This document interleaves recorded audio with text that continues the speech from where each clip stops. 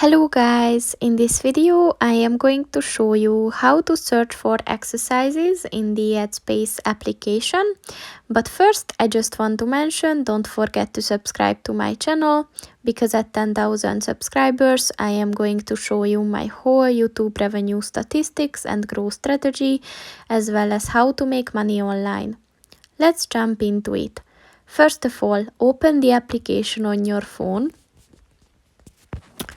And then click on the Explore button at the bottom of the page in the middle. And as you can see, there are some recommended exercises, but you can search for your own. So, I don't know, if you want some like a relationship or relaxation, just click on them.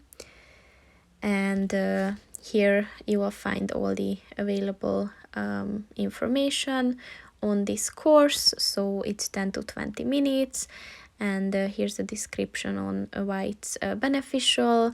And here you can see your teacher, you can learn about your teacher, and then here are the different levels. And yeah, so, and here you can begin the course at the bottom of the page. So that's pretty much it for this video, guys. See you in the next one. Goodbye.